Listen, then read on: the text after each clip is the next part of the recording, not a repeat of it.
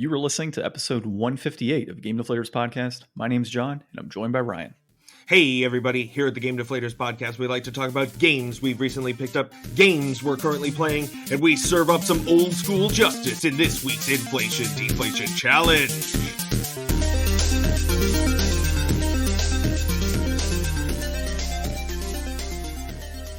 So this week we're going to be playing a little bit of Quest Arrest, but our guest this week that we have is Barry at Premium Edition Games. We had Barry probably about a month and a half ago to talk about Premium Edition Games and her Series 2 launch. Barry's back on this week to talk games with us, Nintendo, and of course Series 3 launch. So Barry, I went back and looked at the old episode. It was back in June. It was really right after Nintendo, and it was actually funny because in it we were talking about handhelds and stuff, and it was like right after they announced the new Zelda Game & Watch, and then I just picked mine up last week. You know what it is? Kind of bookended that time in between. I just talked to Barry, 2 weeks ago on Nintendo Fuse, so I mean, it feels like not that long ago, obviously. But Barry, what's up, man? Hi, thanks for having me back. And you're right, Series 2 was back in June, which is when I was on. But you're right, you were just a guest on Nintendo Fuse podcast, which I also do, and it was great having you there. And yeah, that was just 2 weeks ago, so it wasn't that long ago. Yeah, so I got the two right, Ryan. 2 months ago, 2 weeks ago, it's the same thing.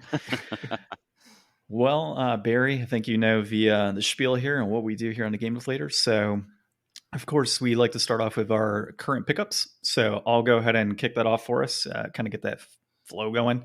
So this week, I picked up It Takes Two. And when I say picked it up this week, I picked it up about an hour ago because Walmart had it for $17. So, nice. Yeah, so I grabbed It Takes Two for PS4. I think it's coming out on PS5 or at least digital-wise. But of course, like most people in the US, I don't have a PS5. So the other thing I got this week was some Magic cards. So I'm trying to finish up that standard green Stompy deck.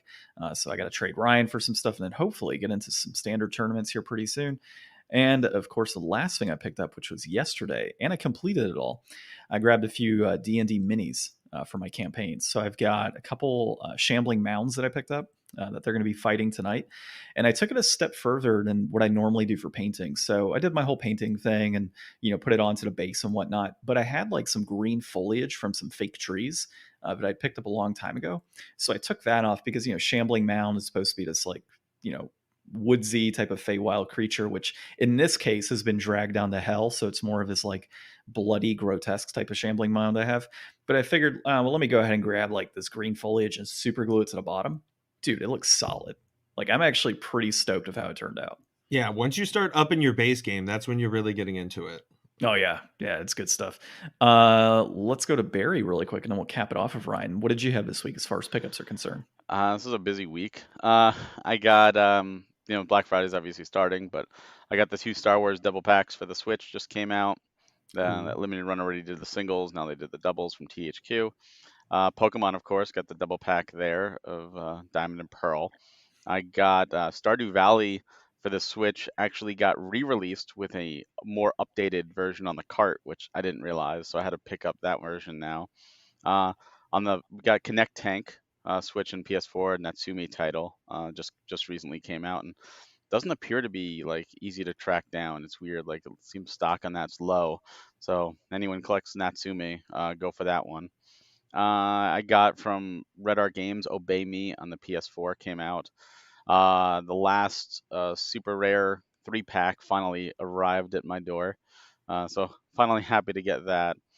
And my wife has been mainly doing it instead of me, but finally completed my Animal Crossing Series 5 amiibo set, which was way more difficult than it ever should have been. Nice, that's a man. lot. Yeah, that's a good bit of stuff for sure. You've still been, I remember you saying that you've been picking up like every Switch game. Have you still gotten like every one? I have so far every one US release as well as every English release that has either pre-ordered or has arrived.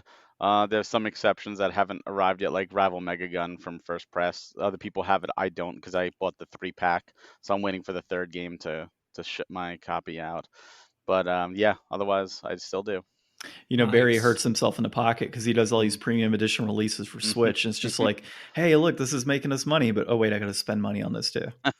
That would be so wonderful, but as a startup company, everything is we're really putting it back in to make it, to Yeah. be the best we can do. And for us, it's a hobby. We love video games so much, all of us, that we just want to give back to everybody. We want to give back to these developers. We want to get some more attention to them and make cool stuff. I mean, we do You it make because we Yeah. love awesome games. stuff.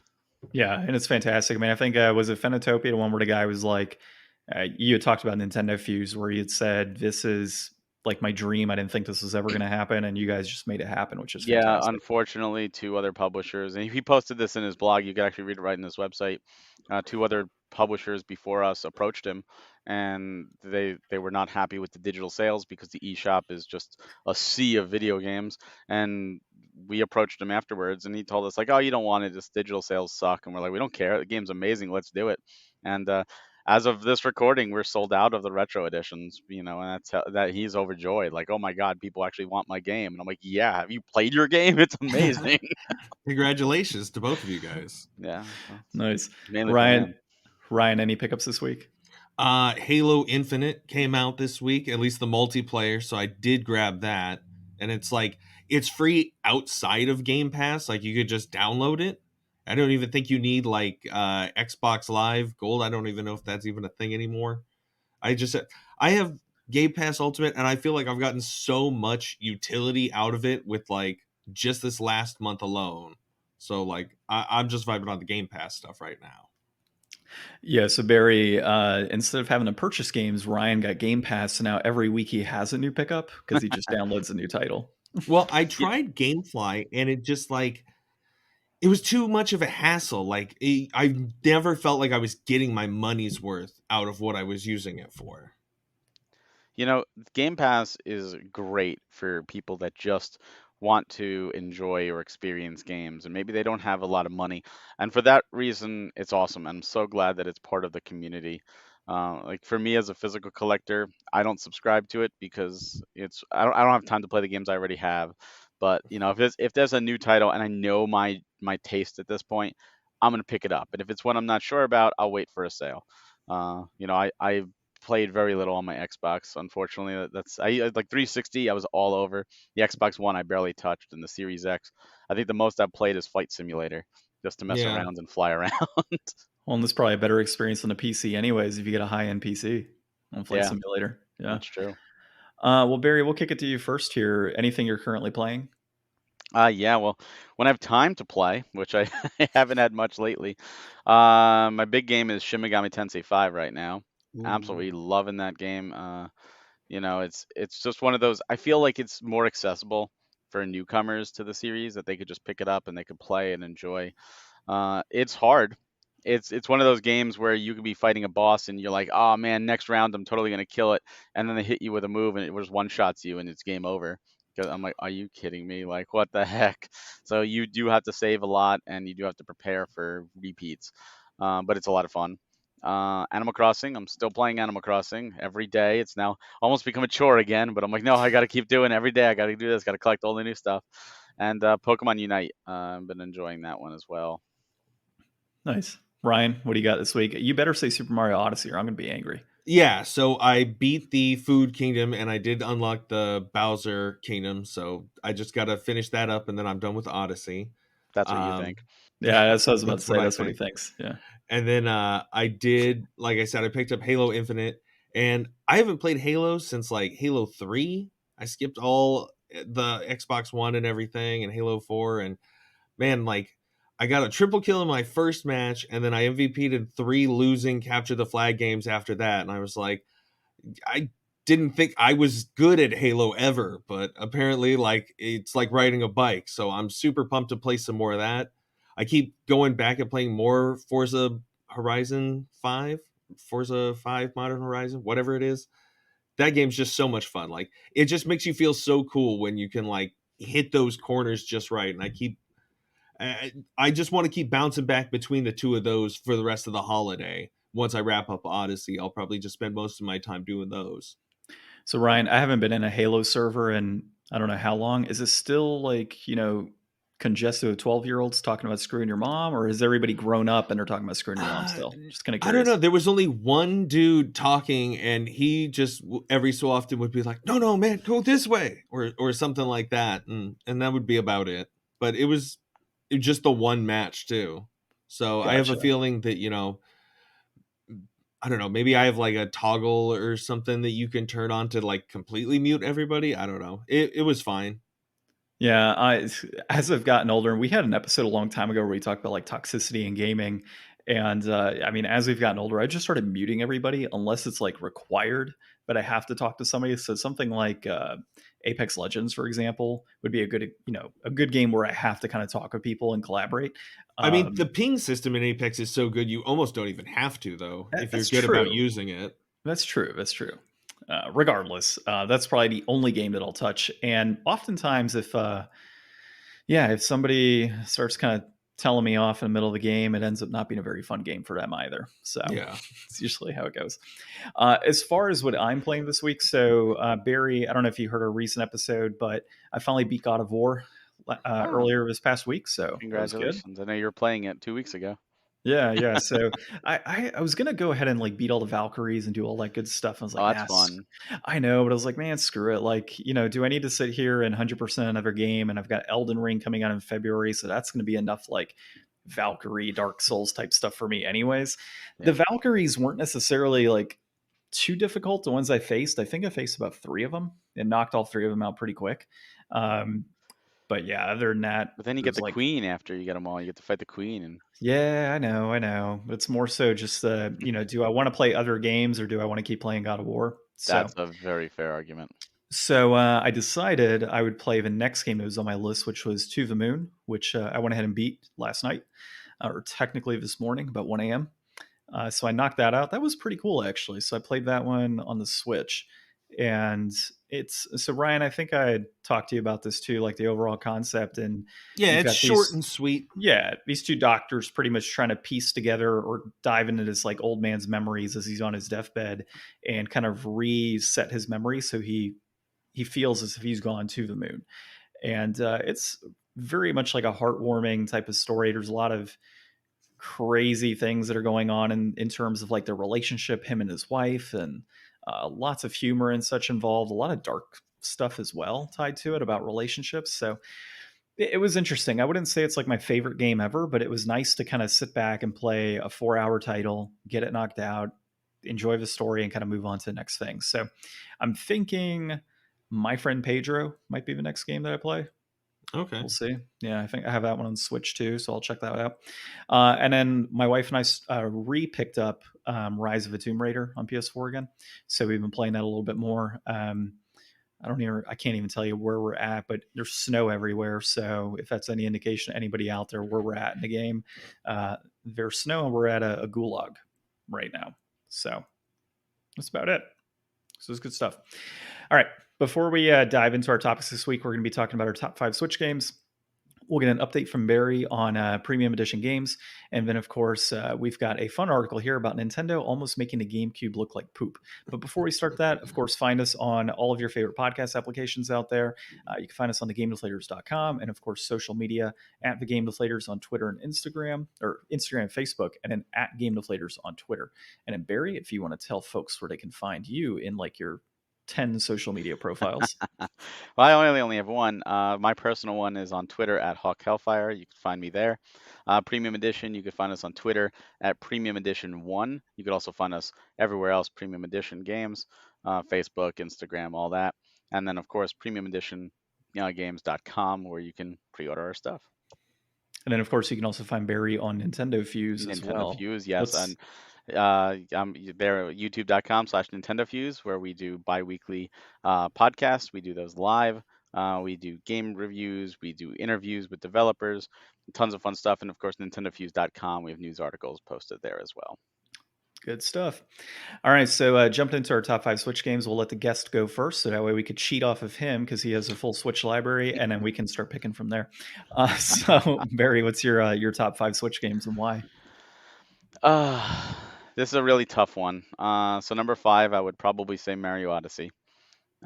Just it brought back memories of Mario 64 and seeing the 64 for the first time and getting to collect all the moons. It was just a joy, just a fun time exploring the 3D worlds, and uh, just I really hope for a sequel because that game is just so good.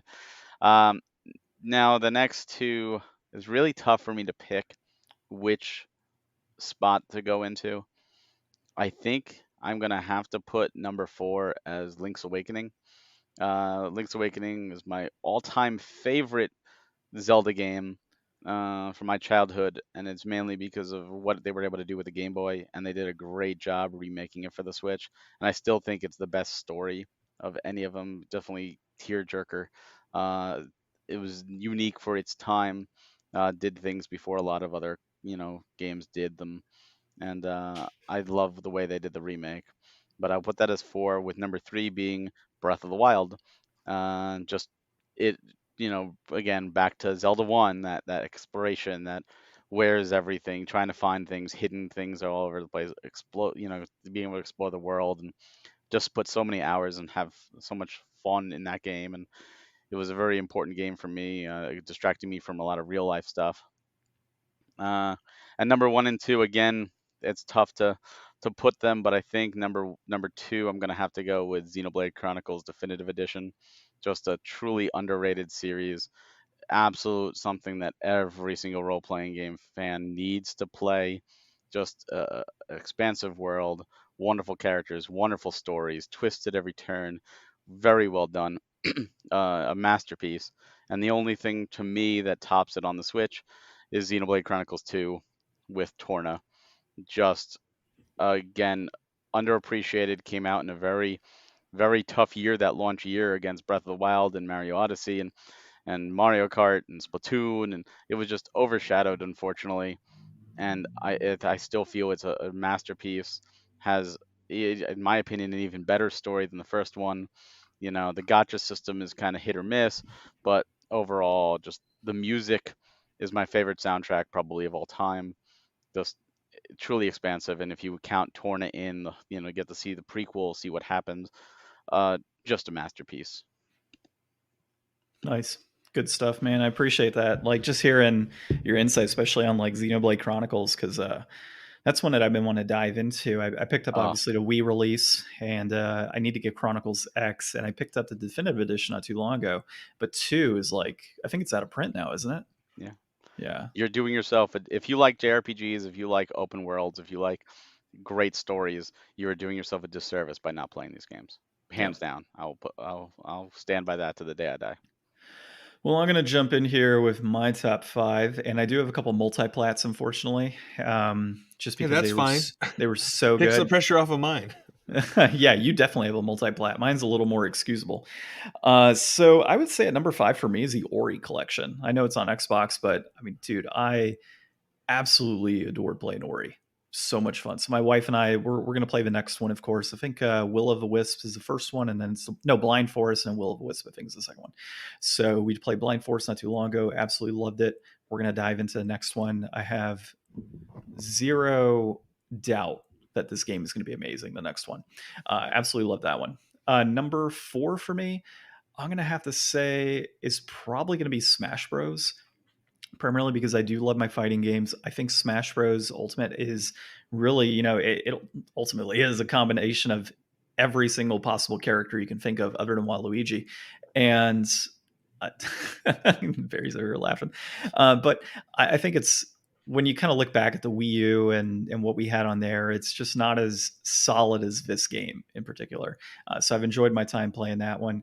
And yeah, as far as number 3 is concerned, I am going to have to say Owlboy is my number 3. Love that game. Love the music. Love the sprites. Love every single component of that game. It is absolutely one of my favorites. I got the big box collector's edition when it came out on the Switch, and definitely no looking back on that one. If you haven't played Owlboy, it's definitely worth picking up and trying. My number 2, I was a little torn between this one, but Donkey Kong Tropical Freeze. I love the Donkey Kong series. It's actually probably my favorite series or favorite franchise. And yeah, I mean, this game was phenomenal. It really just kind of took me back to the old Donkey Kong Country games to an extent. Obviously there's a lot of things that have been added over the years that deviate from the Donkey Kong series on the Super Nintendo, but I think it's still, a nice homage to the classics and truly a top 5 for me. And my last one would be Mario Odyssey at number 1. 100% of that one. Loved every single minute of it. I want a sequel as well. If they don't release a sequel, we riot. And Ryan, I think after all said and done, you're going to definitely kind of have it in your top 5 as well, if you don't already.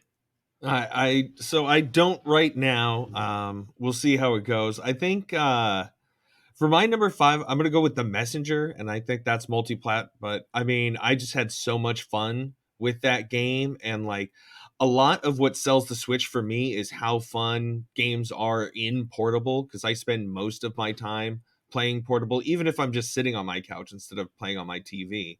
So like The Messenger was a game I like really had a good time with. I got to throw Animal Crossing on there next, probably just because like I've always liked Animal Crossing, but again, like being able to sit there and have it as like a number 2 thing to do while like, watching a show or just kind of like doing like a morning routine kind of thing and just fitting it into your day.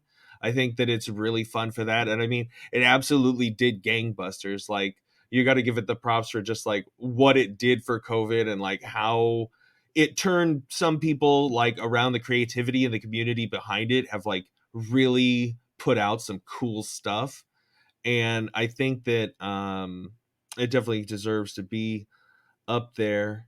I could just see Ryan in the morning sipping his coffee and pulling turnips. Oh, I've definitely done that. Running around smashing rocks. I've fallen out of it. I fear going back to my villagers now. Oh, but I mean, with all the new update, there's so many things they've added. I know. I need to go back. Next up, I think I'm gonna go with Monster Hunter Rise. I played a bit of it. I didn't get that far into it, not as far as I got into like Monster Hunter World. But I think that it's just again like one of the ultimate like portable games. Like if I was gonna be stuck on a train going somewhere, or like if I had like some way to commute where I could like play games or something like that, or going on a trip, like this is the ultimate like you just grind to get gear and get good and learn. And it's just that it has that cycle that you could just feed off of with it.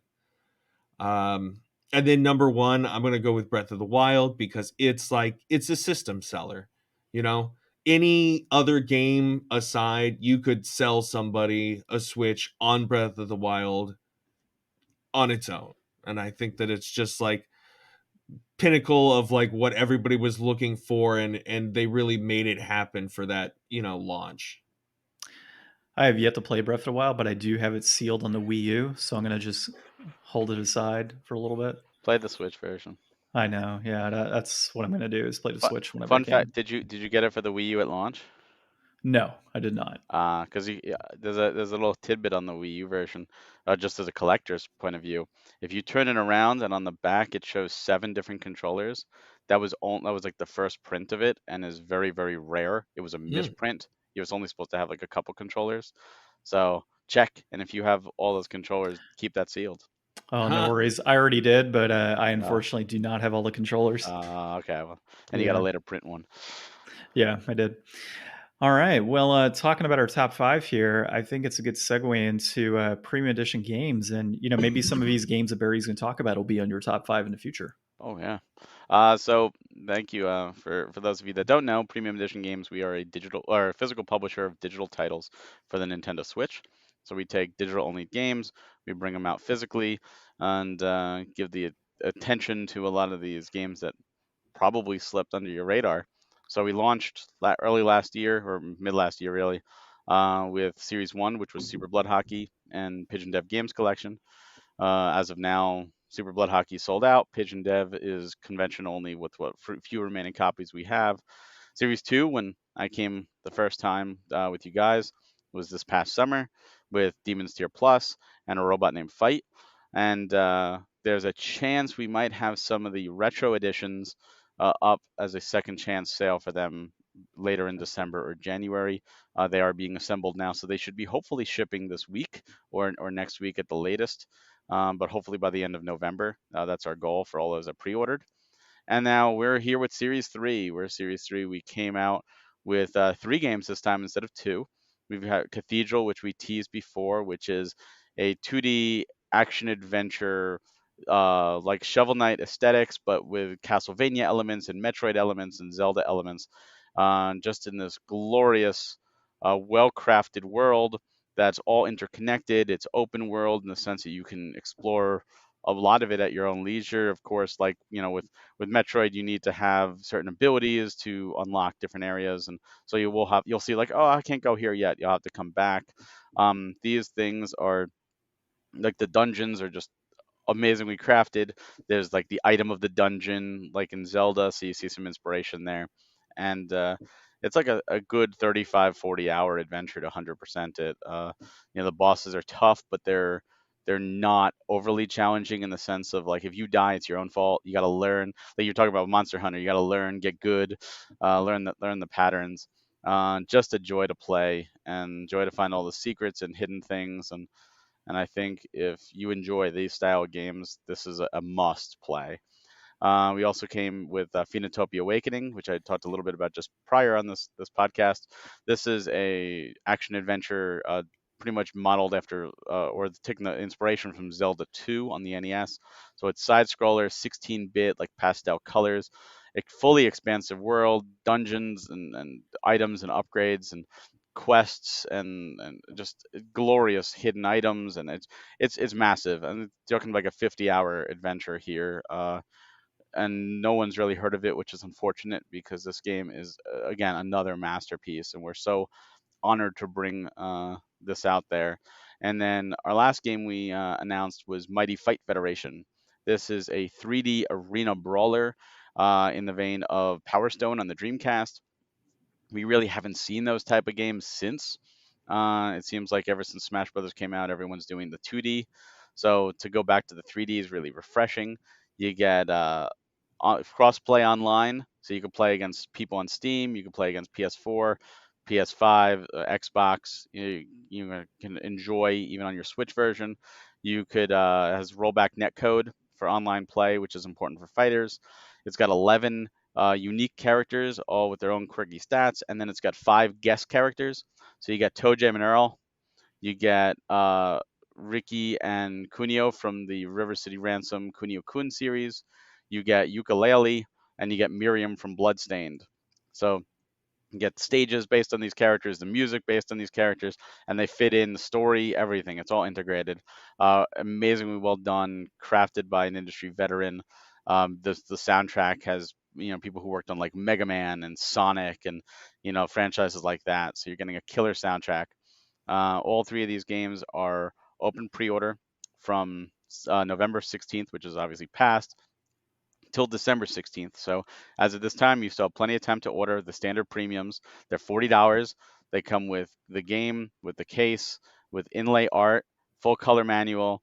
They come with the slipcase and sleeve, and they come with the challenge card, where if you do the challenge, which is right from the developers, we'll mail you a physical patch as our way of saying congratulations on accomplishing your challenge, and thank you very much for playing the game. Because so many people buy games and they never play them; they just keep them sealed. So we want people to open them up, play, and enjoy these adventures. Also, all of our games are complete on card, so you don't have to worry about downloads or patches or anything like that. So all the characters in Mighty Fight are on the card, all the content, all is on every one of our releases. So you're getting the complete game. We also have the retro editions, which are 60, which as of the time of the recording, only Mighty Fight Federation is left. We have very few of those. That comes with an outside retro style box modeled after Mighty Final Fight on the NES. You've got the soundtrack, which is modeled after Power Stone's Dreamcast case. And then you've got a set of trading cards. We did a set of trading cards for this release. You got set A in the retro box. You could also purchase set B and C separately. And if you take all 18 cards and you put them together and you flip them over, it makes a picture on the back, like the old school trading cards of like G.I. Joe, Teenage Mutant Ninja Turtles of the 90s. So we wanted a little throwback. The Cathedral and Phoenotopia also had retro editions. All the retro editions are limited to 500 on the website.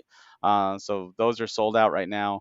Some distributors will get some, so there's always a chance to get those later on. But do not sleep on at least the standard premiums at $40. They are open pre-order, but once they are closed, I don't want you to be one of those people to say, "Oh, I didn't order. Is there any chance for me to get it?" Because we can't guarantee how many we're going to have. It all depends on how many people order. So, get your order in now and secure it. Because we still get people now. Oh, can I get Super Blood Hockey? Can I get Pigeon Dev? Can I get Robot? Can I get Demon's Tier? And it's like, I'm sorry, those series are done. So, maybe you can, maybe you can't, but we really want to do, cool things. We really want to highlight games that we love and games that don't get the attention. And that's something we noticed really well with this series is it seems the majority of people had never heard of any of these three games. And that's really a shame because once they saw the trailers, they were all in. They're like, oh my God, how did I not hear about these games? These games are incredible. So, hats off to the developers of these games. They're phenomenal people. I've had the pleasure of talking with them and we working with them through Premium. These guys are the real deal, and I can't wait to see what they do next. Hey Barry, you guys still doing like I think you would do some for unboxings in particular if we would Yes, tag premium edition games? Yes, so all of our releases, each series, if you do an unboxing video, showing what you get, showing the game, you could do it silent, but we prefer, especially me because I have to watch it. Talk about it, talk what you get, explain the things. Even if it's your first time seeing one of our games and unboxing, getting the surprise of, oh wait, what? Like, I love that. I think the team loves that because we always want to up the ante with each of our releases. But if you do that, share it on social media, tag us, then send us an email at support@premiumeditiongames.com. Give us your order number, give us your physical address, and link where you shared that unboxing. We will send you an unboxing logo patch. So Series 1, the patch is our standard logo with the oval. Series 2, it's a logo, but it's designed based off Nintendo Power's logo. And Series 3, we haven't come up with the patch yet, but it's going to be something different. So each series has their own unboxing patch to collect, in addition to each game having its own individual patch for the challenge. So, a lot of people are like, I want to collect them all, and that's great. We want you to collect them all. These are free. We are mailing these out for free. There's no additional charge to you. All you got to do is show some love to the developers, tackle the challenges, show some love to the games, unbox it, and let us know and help us spread the word because we are still small, we're still new, and this is our way of saying thank you. Well, and I mean, you really don't have a complete game unless you have that patch. Well, that's true. That's another thing. And we've had people, email us say, "Oh, I don't want to open it. Can you just send me the patch?" And it's like, "No, you can't. If you want the complete game, you have to open it, you have to play, you have to do the challenge. These are not that we're sending them to you for free. All we ask is that you play the game that you purchased. We're doing these because we love these games. We think these games are worth your time. So, yes, enjoy the game, play it, and have fun. And to me, one of the best emails I get is I opened like Super Blood Hockey. I opened it because I figured I'd just do the patch, and now I can't stop playing Super Blood Hockey because it's amazing, and I absolutely love this game. And to me, that's awesome because that means that you've now discovered a game you never would have played before, and now you're enjoying yourself. And Who if would we have could bring thought? joy, Who would have thought that opening your games and playing them would be so much fun? yeah, I know, right? And that's it. Like each game has its own unique quirks, and like some of the challenges are harder than others. Series 1 challenges are relatively easy. We wanted to get people involved. Series 2 challenges we found are quite a bit more difficult. So Series 3 challenges are kind of in between the two, but we still people been plugging at it in our Discord. They're talking about it like, oh, I'm working on this challenge, and when they do it, everyone like congratulates, and it's like an event. It's every community comes together and they cheer each other on, and oh, can I have any tips or how'd you do this? And they're working together to help each other collect the challenges, which I think is great. I love to see people working together. I still got to crack open my copy of a Super Blood Hockey. It is sitting on the shelf, but it's one of those things like I haven't cracked it open because I want to keep it sealed. I haven't cracked it open because I just haven't started to play it yet. I mean, Well, you understand the whole backlog I situation. oh, I understand the backlog, and I will say patches are running low. But we did, we didn't know what the feedback was going to be and the response was going to be. So Series 1, we ordered a little more patches because we just started off. Series 2, we ordered less patches. Series 3, we ordered less patches than people submitted Super Blood Hockey patches. So we realized, we ordered a little too many with them as we were figuring it out. But now we looked at Super Blood Hockey, said X amount of people did it. We're going to do less than that X amount. So going forward, the series are going to get harder and harder to get those patches. It's going to be got to go quickly. Now, if you get a retro edition or a deluxe edition and those are delayed, we understand that. So we are holding back some patches for those orders. So it's not like, thanks for supporting our bigger edition, but we're out of patches, screw you. No, we are going to absolutely hold some back till those ship. And then put those into the allotted pool, so you do get a chance. But it's absolutely one of those things where going forward it's going to be even harder to get patches, and eventually we're just going to stop accepting patches for older games. So Super Blood Hockey, that time is coming. I definitely crack it up and play, and you might be surprised. A lot of people think Super Blood Hockey is just a hockey game, It's and an RPG. it's an RPG. I mean, the fact that it's a hockey RPG is incredible, and to get the challenge, you actually have to play the franchise mode, which is the RPG. So we wanted people to like to highlight that, so that's why we made the challenge there. Maybe that'll be my next game that I play. That'll be it. Yeah.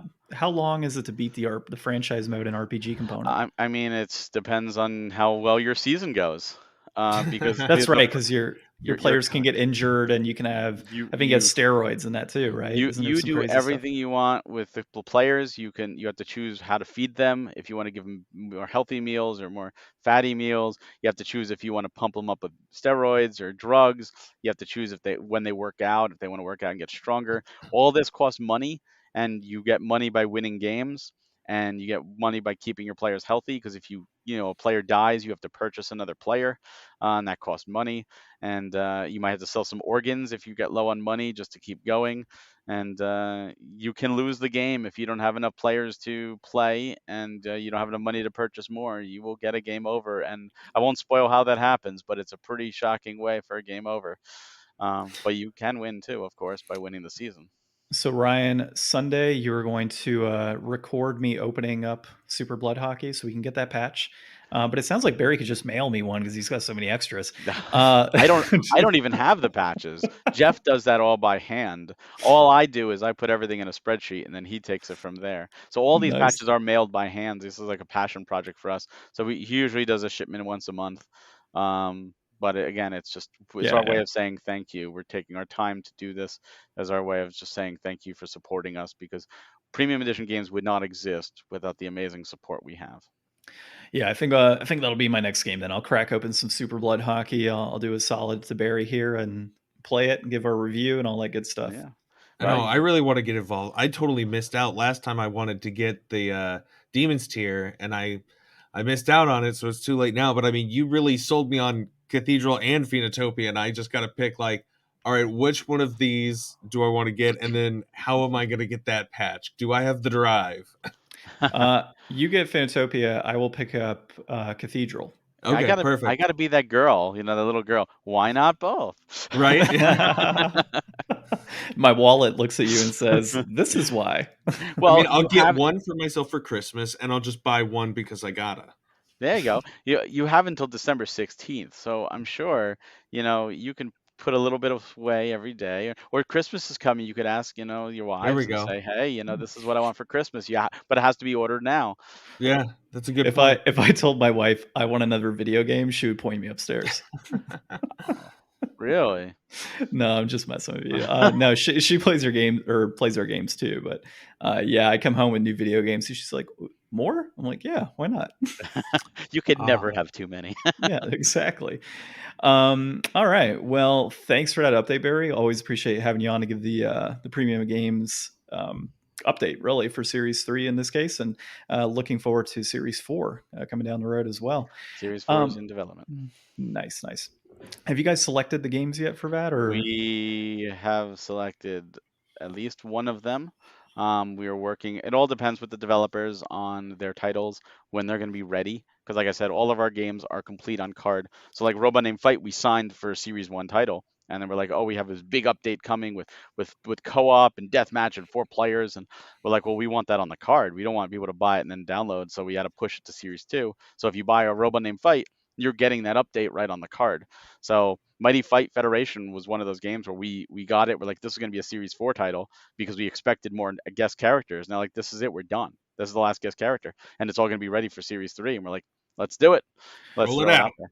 So the Series 4 game you selected, obviously you can't say what it is, but are you able to share with us what genre it is? I cannot say anything else that other than it. We do have at least one Series 4 title planned, and we will be doing, our series are anywhere between 2 and 4 games. So there will be more. We're always talking with developers. We're signing contracts. We're playing games. We're negotiation, but it depends on when the game is going to be complete. And that's what we want. We want people to know when they purchase one of our games, they're getting the full experience. I mean, Good whatever stuff. it is, it's going to be awesome. Right? Of course it will. Every game that we sign, we all have to play. We all have to love. Because we have to be passionate about it. And if we can't, it's really hard to sell something that you don't like, but it's really easy to sell something that you love. Yeah. And that's just it. All these Which games is we love. which is what I love about you guys compared to some of the other, distributors out there, is that you guys are actively looking at it from, what are other gamers going to appreciate? Not necessarily in the case of Finitopia, right? How many digital downloads? You guys don't Exactly. care about that We don't because care. it's a fantastic game. Exactly. So I think that's one of the key differences between you guys and other companies out there and what you're releasing. We also go slowly. We understand, like you were talking about with money. Money is tight. There's so many games out there. One might say too many games. And it's one of those things where we understand that if we put out a game a week, it would be really hard to keep up. And a lot of people like full sets. I mean, all our games do have a number on the back, so you can keep them numbered. You can put them alphabetical. It's up to you, whatever you want. But we understand that. That's why we do a series, pretty much a series every 6 months. I mean, I was here in June, and that was the start of Series 2. Was June 15th. We announced it slightly before that in May, and now we announced this in November, and here we are with pre-orders opening in November. So it's half a year apart. So we are expecting springtime will be Series 4 around that period, but we will not announce or a series until at least the standard premiums of the previous series have shipped. So the only way we're going to be talking about Series 4 is when at least the standard premiums of Cathedral, Phoenotopia, and Mighty Fight Federation all ship, because we want our customers to know it's not like thanks for the money, bye, haha. It's no, we care about you. We want you to get your games before we move on to the next series. Have you guys found like that it's getting easier now that you've kind of gone through, or do you find that like you're trying to do, because it seems like every time you guys do one, like it's like better than like the last, like you guys keep like learning and growing? Well, we're always learning and growing. Series 1 was obviously, it was a lot of behind the scenes stuff of us learning, figuring it out. How do we do ESRB submissions? How do we do lot checks? Super Blood Hockey took 2 months to do lot check, and we didn't submit it until well after we closed pre-orders. So that's why Super Blood Hockey was so delayed. Now, games are already past lot check before we even announce them. We try and stay ahead of the game. A lot of the art is done. A lot of the stuff is submitted because Nintendo has to approve everything. It has to approve cover art, inlay art. It's got to approve manuals. They have to read through the manuals. It has to approve all the art. Everything has to be done. Slipcases, the whole 9 yards. So we have to submit all that to Nintendo, and Nintendo sometimes takes time to get back to us. So we've learned, let's try and do it earlier. As each series grows, we've also noticed we've gained more of a following. Series 1, people did, who was this guys? Well, what are they? A lot of people didn't want to trust us because of warned collectors and dispatch games and physicality. They didn't know if we were going to be legit or not. Totally understandable. Now at Series 3, those worries are gone. We've got the 4 games out. We've got more of an attention, but we're still small. We went to multiple cons this year, and we always ask, hey, have you heard of us? And about 85 to 90% of the people there have not heard of us, maybe even 95%. So we're trying to get out what we do and who we are. And in terms of that, which slowly going up, which is great.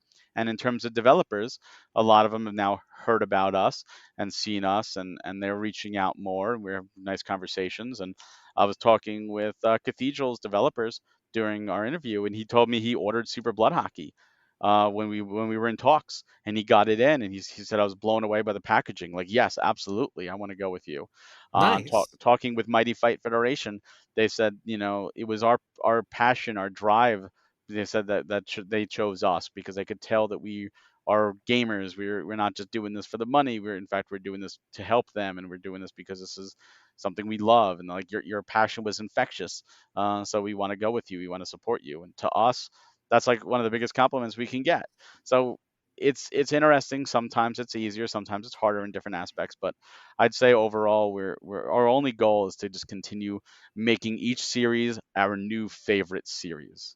Not saying previous series are bad because it's absolutely not what I'm saying, but I hope Series 4 is my new favorite series over Series 3. So we're constantly raising that bar. And that's not going to have hit with everybody. There's going to be someone who says, well, I prefer Cathedral over what you put out in Series 4. That's fine. You're welcome. I like Robot Named Fight better than I like Phoenotopia. That's fine too. You're allowed to like what you like. We're just going to do our best to deliver great games from passionate developers, and hopefully you enjoy them. Yeah, and you guys are doing a good variety as well as far as genres are concerned. So, Yeah. I mean, it's a little bit of something for everybody. All right. Well, diving into our next topic here, Nintendo almost made the GameCube look like poop. So, this is GameSpot. Eddie Macook, I think is the name here. And so basically, what he talks about here is when they were developing the GameCube, or when they were kind of discussing artwork for the GameCube, or not art, but art in terms of color, they had like 30 different GameCube colors that were provided. One of them being poo poo brown, all the way up to like skin tone. And the feedback was like half of this stuff isn't going to sell. Like, what do we go with? And the ultimate decision was, let's go with purple. Now, the thing that I found interesting in this article that they discussed is that purple was not seen as a masculine color moving into like North America and such. So with that, they ended up releasing a black version and a silver version as well, limited on the silver.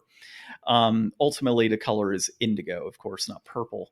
But before we dive into this, what are your overall thoughts on like the final decision on purple? Barry, I'll kick it off to you first. I remember launch day.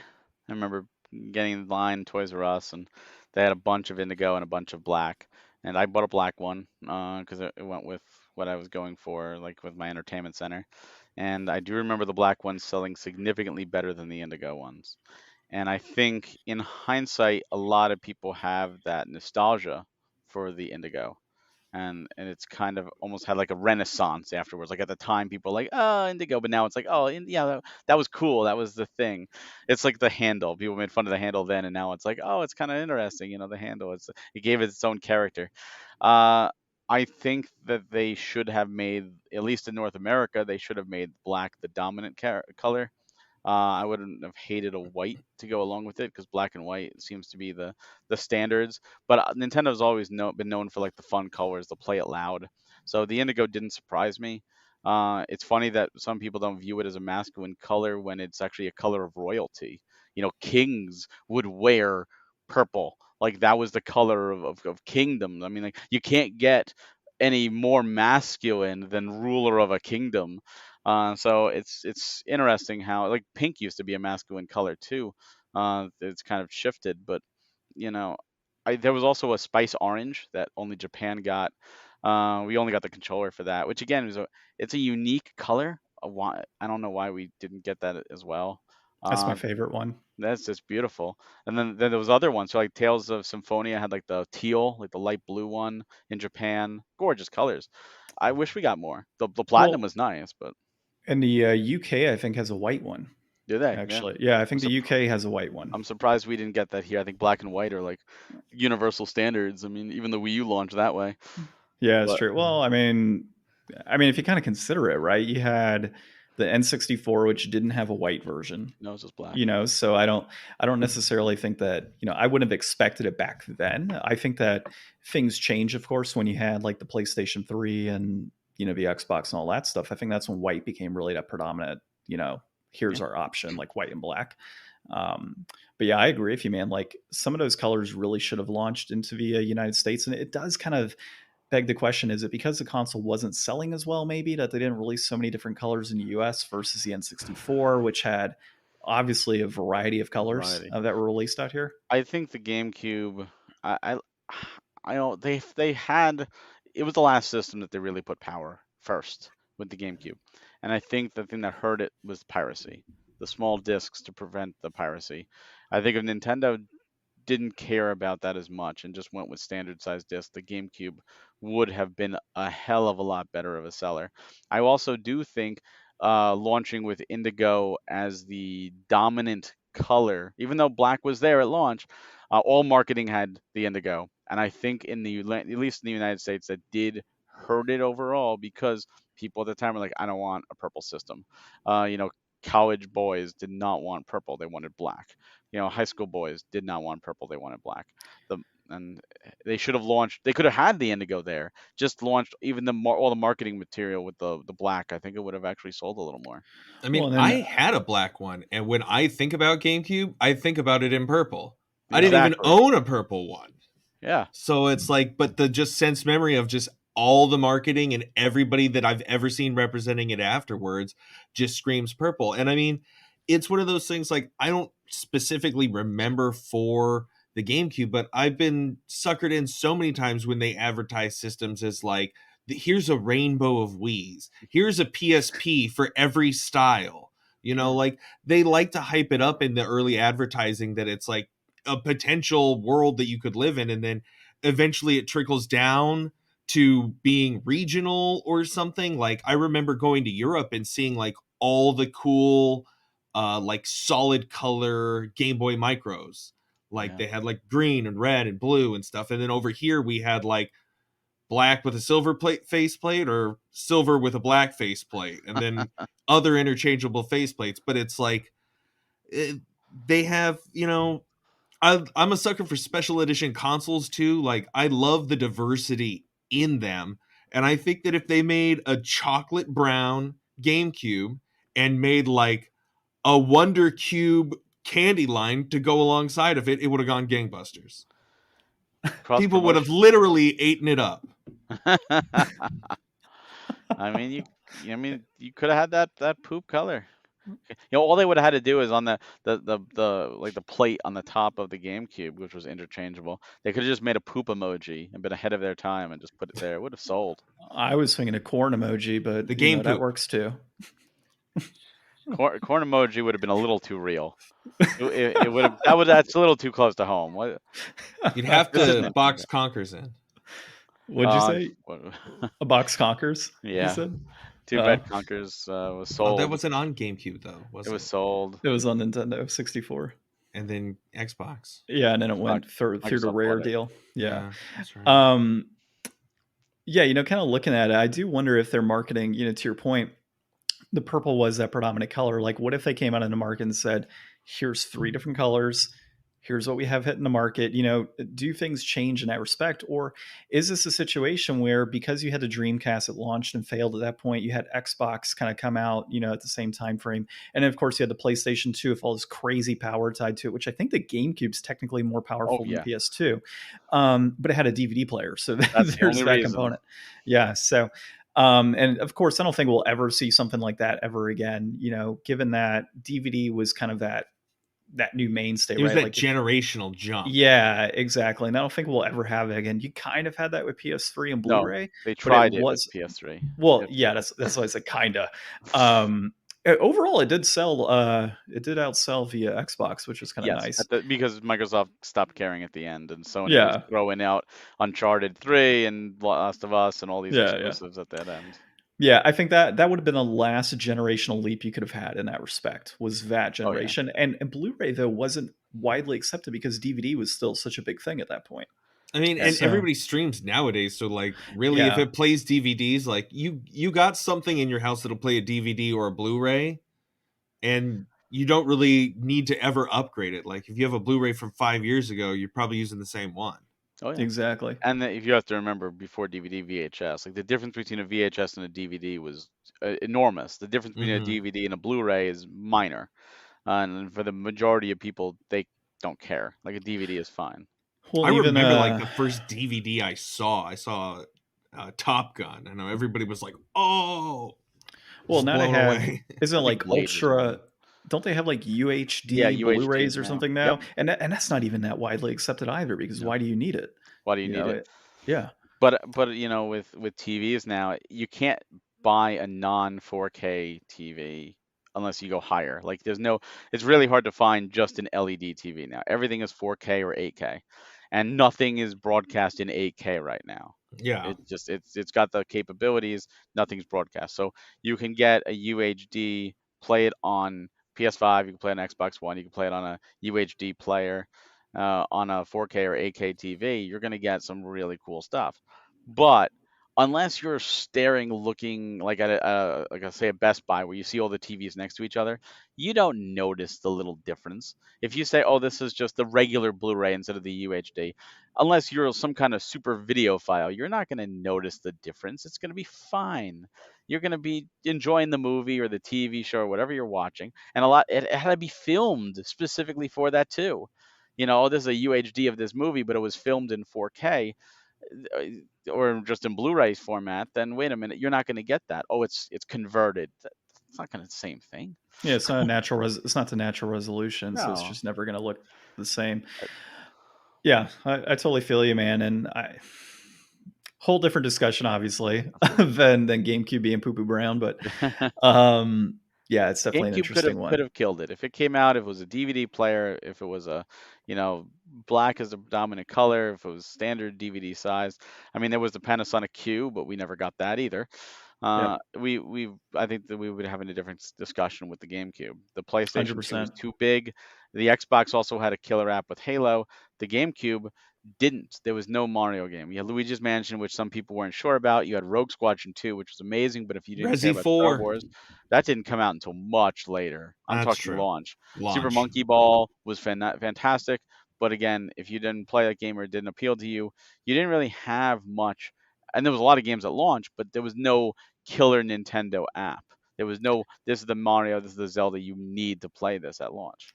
Well, and Yeah. you also had, the allure of games like Final Fantasy X coming on the PlayStation 2. Obviously, it was, discussed at a later date, but I want to say pretty close to the launch of PS2, you had games like Eco that were announced, and the beautiful games that are tied to that, and Sony really starting to develop itself as like this area where you can only play Sony exclusives. I think is where that started to really kind of take off, was in the PS2 era versus the PS1.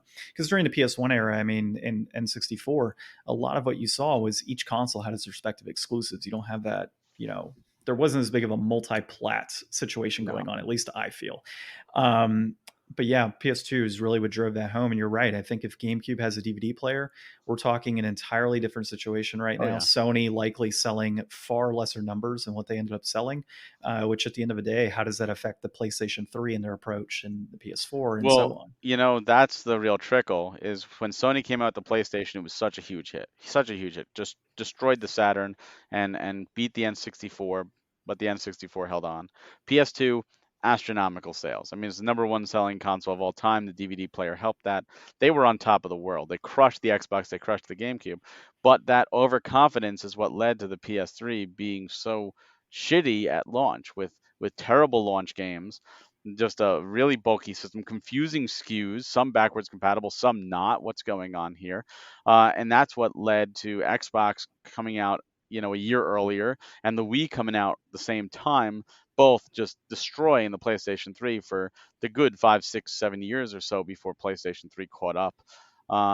And it was really that overconfidence. And look what Sony did. They were down with the PS3. They launched the PS4, which killed it. And now they're arrogant again with the PS5, which is great, but they're still arrogant. And how long before that bites them? And Nintendo's the opposite. The GameCube was a failure. They launched the Wii, super successful, won the generation. So they figured we could do it again. Lightning in a bottle. Wii U didn't. Total failure. Now they went the other way, and now they did the Switch, and success again. Super success. So it really depends on if a company is going to continue to be arrogant and think that they're the best and whatever they do is great, or if they're going to evolve and truly evolve for the gamer and make the necessary changes to keep people buying their consoles. Because it very rarely do you have two consoles back to back that are really successful. NES and SNES is one, PlayStation 2. Microsoft's never had two Xboxes back to back that were super successful. They only had the 360. At least Well, I don't even think they haven't even topped 100 million consoles sold. Ever. I don't think. Never. Ever, yeah. So I think Sony's done it, I guess, technically 3 times, right? Because I think the PS1 sold over 100 million. PS1, 4, and 2. Yeah. And Nintendo's done it with the Wii. They're about to do it with the Switch. And then, of course, if you count handhelds, Nintendo has Yeah. done it with Oh, the Game Boy and the DS. no comparison at all there. I mean, the PSP is nice, but it's no DS at all. Oh, God, the DS destroyed the PSP. But the Oh, yeah. PSP sold more than the 3DS, which, of course, Yeah. destroyed the Vita. But the 3DS did not even outsell the PSP. I mean, the Yeah. PSP did that well. Yeah. Well, as we're kind of talking about these different consoles, and you had mentioned the NES and SNES and 64, and we mentioned different colors on those as well. Out of all the Nintendo consoles, Barry, we'll kick it off to you first here. What has been your favorite from a design perspective? That's tough. Honestly, I love what the Switch has done. I think the Switch is really well done, but I'm gonna say the era between the GBA SP and the new 2DS XL, that whole thing, the whole clamshell design going back from the Game & Watch, I think has been my favorite overall design. And simply because when you're dealing with portables, the one thing that Sony failed to do with all their portables is to make it really able to go into your pocket. What I mean by that is when you go to the pocket, the screen is non-protected. You have a screen protector, sure, but it's exposed. Your phone is exposed all the time, but we have cases that kind of protect that. The PSP, the Vita, I don't know anybody that really wanted to put those in their pocket. It just felt like this is not a pocket system. And the Switch is the same thing. But that once they got that clamshell design of the GBSP and ran with it all the way through all the DSs and the 3DSs, I've loved that because I never had a problem putting it in my pocket. The outside may get scratched up, but I didn't care. I was carrying it around. I was, especially like the 3DS with Street Pass, put it right in my pocket, no problem, pop it open, able to play. And I think what they were able to do with that, especially with the two-screen architecture, I think was genius, honestly. And we're probably never gonna get it again, but I think it was genius for its time. Well, 30 years from now, when the 2010s, are the new thing, we'll get a new clamshell case. Maybe. Hey, Ryan, what do you got for your top design? Game Boy Micro. Game Boy Micro is like always my favorite. I just love it's so small. The screen is so crisp and clear, and it's just I had so many good times like just playing that. Like it's just always my favorite. I don't know. I love it. I got the Famicom one when I went to Japan specifically because like I wanted to pick one up because they're so overpriced online, and I love it. So I would say for me, it's honestly the GameCube from a design side. Very compact console, very small, easy to put wherever you need it to be. So flexible for, and in that era of the big entertainment centers and such that we had back then, or small entertainment centers, very easy to kind of put it where you need it to. From a travel perspective, very got a easy handle. Again. Yep, it's got the handle. So I mean, it's meant to be taken places, and that's one thing that I always love. The variation of colors. While we only had like 3 main colors here, having things like the orange spice available. I mean, I think it's as simple as switching out a shell, to be honest, if you really wanted to. I love that component of it. The controller is absolutely my favorite controller of any Nintendo console that's ever been released. And frankly, any console that's ever been released, period, that is my favorite controller. Agreed. So all of that tied in, 100% GameCube. Yeah, there's nothing wrong with the GameCube. It was great. Well, so on from Poo Poo Brown GameCubes to a fantastic game in Quest Arrest. So we had John Rue on a couple weeks ago, so catch that interview if you haven't yet. But John Rue went ahead and this is basically his baby of this game. And so it's developed by the Retro Room, published by the Retro Room, and I got to talk to John. Too many R's, and of course it was designed. He by did it all. Rue of the Retro Room. So yeah, he's got all of it. You can catch him. It's at Retro Room Rue on Twitter, or at the Retro Room Games as well. I think he's got the RetroRoomGames.com is his website. But he released this back in February 2020. It is an RPG style game. It doesn't have any feedback at this point from a very public standpoint, but I know that seeing things on Twitter, talking to people like you, Barry, Ryan, myself, like the game is great. Like it's a great little title. I mean, it really does shine what John was trying to do with this game. He talked with us about this was like his immaturity in a sense and what he was putting out there. There's lots of poop jokes or fart jokes and such in the game. It's just curse words. It's a good time. I mean, it's got like this Pokemon vibe going for it, the good cop, bad cop, and like this attack system where you can arrest different individuals, along the way, and it's great. And what he was able to do as well with his title, so anybody who hasn't picked it up, he had a physical release that he actually personally signed a number of physical releases for individuals, and just the touch that he has on his titles. The personality that John has in general really just makes this game like when you look at it from that perspective and then play the game, it just makes you feel wholesome in a sense. When you've got the title in your hand and just knowing what John has done for this, knowing his background, and then having that title in hand, it's just like it bleeds like developer. Like I absolutely love it. Ryan, what was your thought on the game? Because you're fresh, you just beat it recently, I think. I didn't finish it because that wouldn't be on brand for me. But I did play much of it. I thought it was really great. It's one of those small titles that you could pick up and just kind of sit down and play through pretty quick. It is available on itch.io for free for anybody to check out.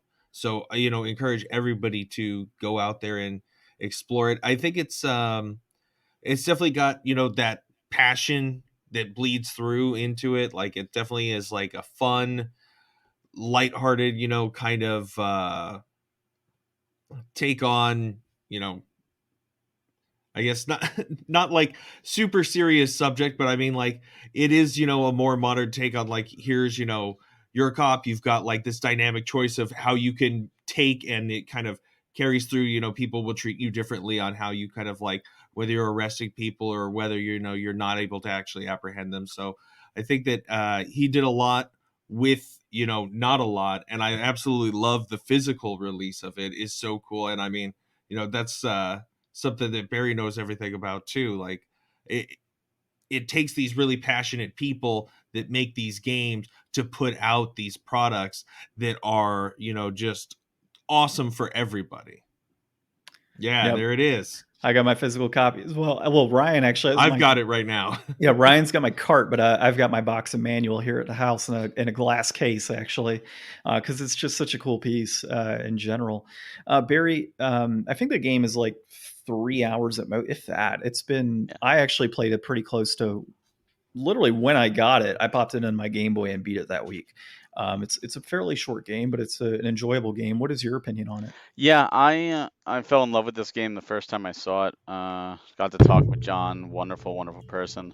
And the more I found out about his story and the game, like it just made me appreciate it more. Because to me, is one of those things where you could take a great game and it's always a great game, but when you find out like the story behind the game and the struggles that a developer has to go through to create it, I find it more important and more impressive. And what he was able to do with the Game Boy, I mean, you talk about limiting yourself to a system.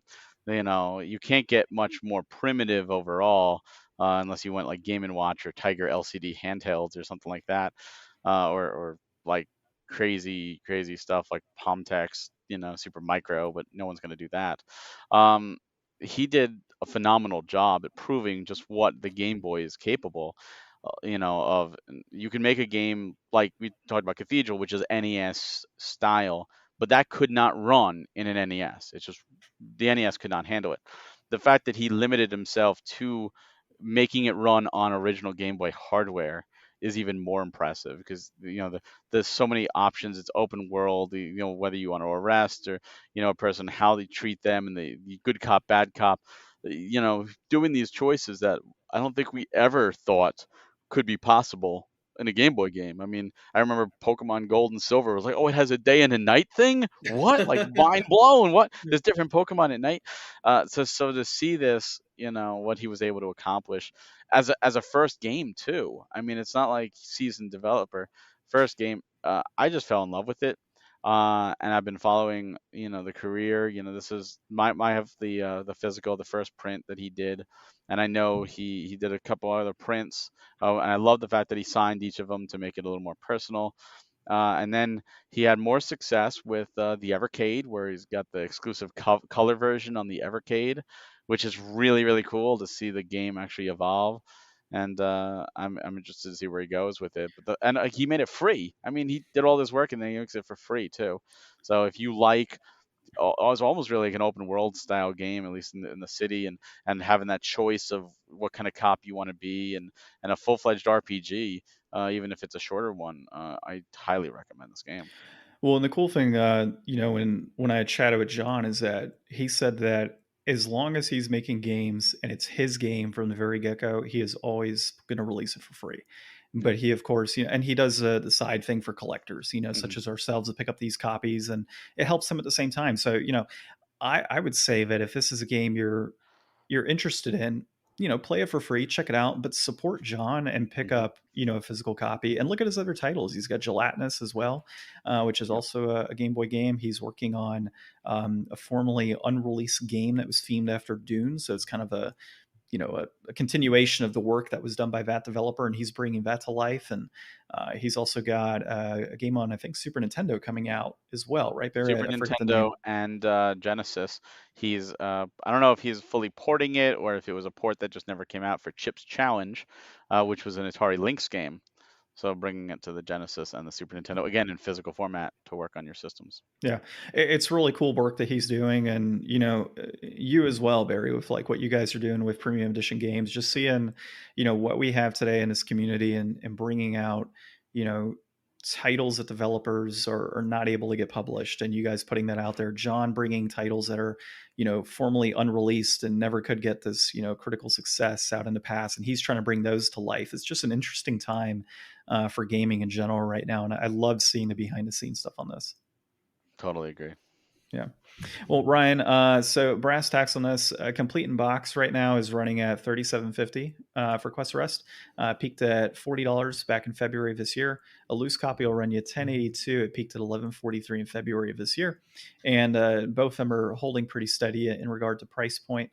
This is a pretty limited game as far as physical copies are concerned.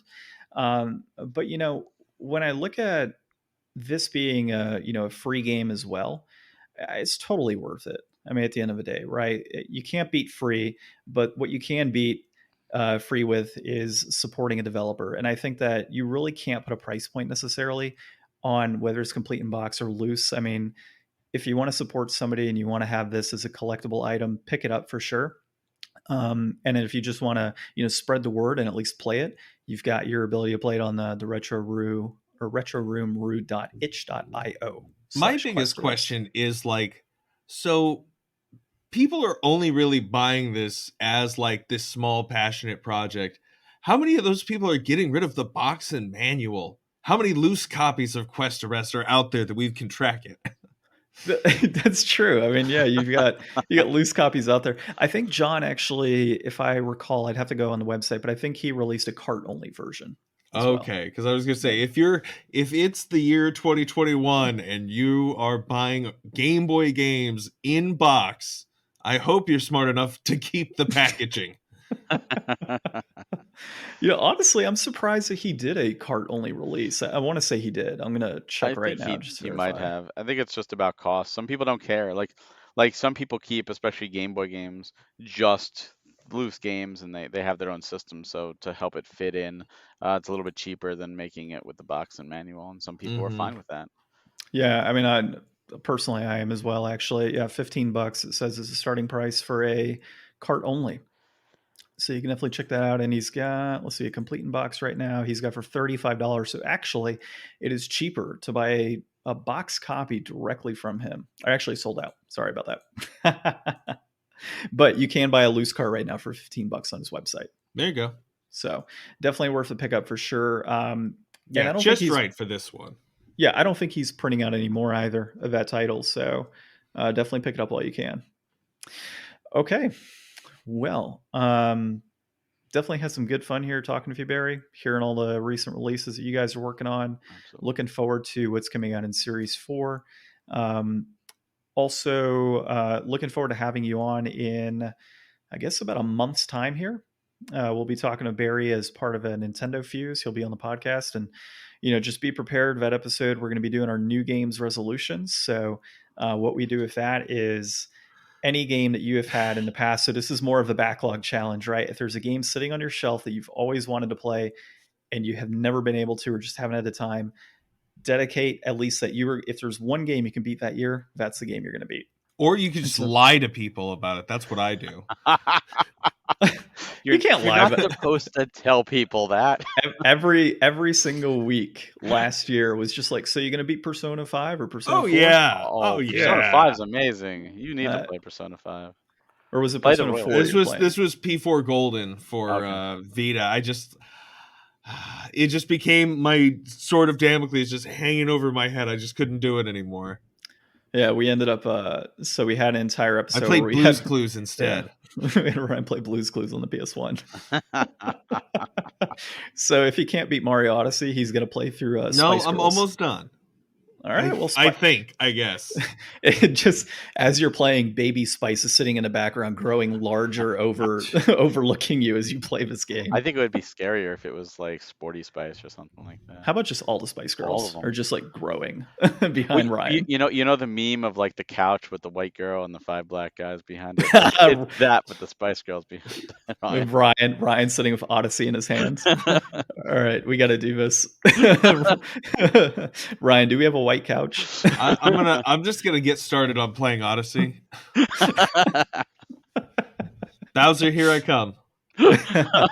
It's funny because he thinks he's so close to the end of the game right now. I mean, he is, but he's not at the same time. Yeah.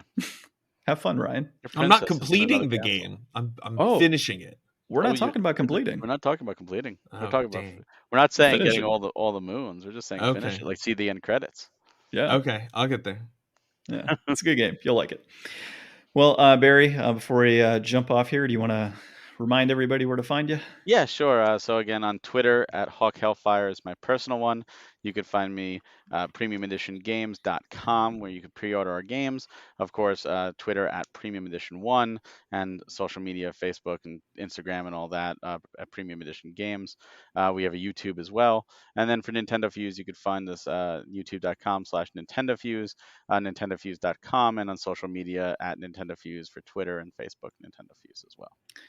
Sounds good. Thanks, man. And of course, you can find us on the GameDeflators.com, all your favorite podcast apps, then at Game Deflators on Twitter, at the Game Deflators on Instagram and Facebook. That being said, thanks again, Barry. Always appreciate having you on. Looking forward to having you on again. This has been episode 158 of the Game Deflators Podcast. My name's John. I'm Ryan. And thanks for listening.